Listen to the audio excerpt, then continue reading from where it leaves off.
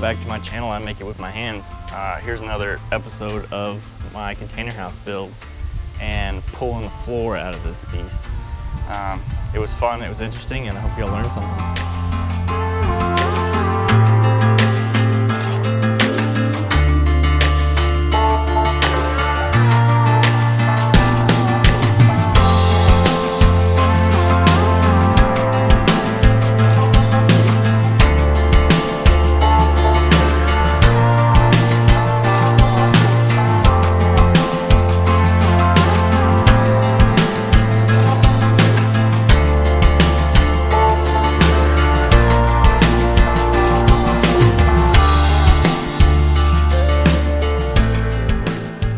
So obviously we got the container here. I've got it off the ground, got it to where I can get up underneath it to work on things, plumbing such as. My next plan of attack is to pull all the old wooden floor out, which I'm hoping goes better than I'm hoping because some of those bolts are pretty rusted, but we'll see when we get underneath there. But that's all coming up. I'm putting sheet metal underneath the bottom, screwed in, watertight, siliconed in, whatever. And then foam from the top down so that I don't have to worry about, the wind blowing it out or rodents getting up in there. It's all locked inside and well insulated for the future. A lot of the insulation that I'm putting in is gonna be spray foam. So that'll be easy going in, but I am gonna have to probably have it in 2 different waves. So the floors first, and then exterior second. Interior, I probably won't have any spray foam, but I will probably have just regular fiberglass insulation just for noise dampening, even though it's behind the finished wall. But, so yeah, floors are coming out, tools are coming out. And I'm actually gonna number all of these so that I know exactly how they go back in so that the holes already line up and ready to go. And here's that montage.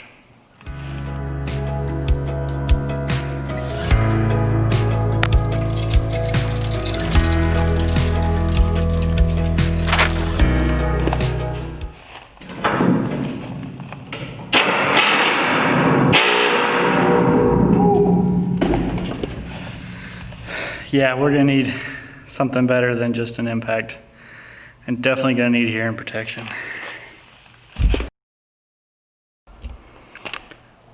Well, we have a problem. Those screws are hardened, rusty, and almost permanently in place. I tried regular impact, I tried drill, I tried ratchet, I tried impact.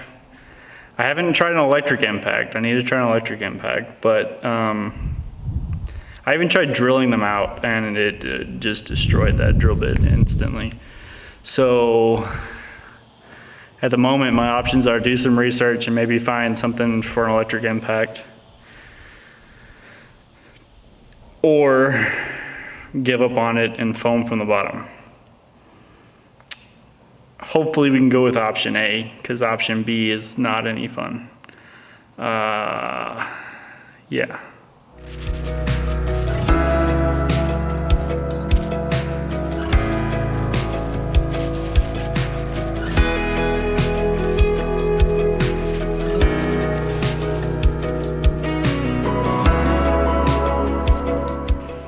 Well, as you can see, I've got quite a bit of it already done, and you can kind of see the little pegs left sticking up from the hole saw cutting around the bolt coming through the plywood. But this seems to be working really well. It's a little time consuming, but it's a heck of a lot easier than the alternative. So figure I'd give you a little demo on exactly how I do it, and then keep rolling on that montage. So after lots of testing and wasting time, I figured out that using a corded drill is so much better than using a regular battery operated drill. It can just handle the load so much better. It doesn't overheat nearly as fast. And you got a lot of holes to drill, so might as well. So I have the drill bit out of the hole saw, as you know. And then I have a cheater board And I use the hole saw in line with the holes already drilled in here to do all my alignment. So all I really got to do is just set this down, line it up, and then get it started. And then I can get rid of this board and go back to actually drilling. So let's hit that real quick. Put a good foot on it.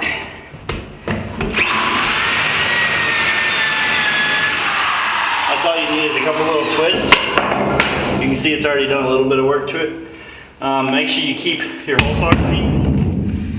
You also want to keep it cool, which is, this is a bucket of water that I keep over here just for that purpose.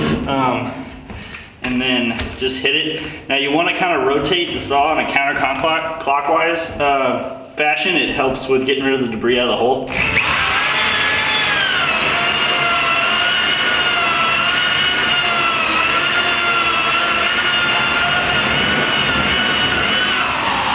And you can hear it kind of run into the steel, and it starts getting a little I don't know, hollow sounding when it runs into that steel.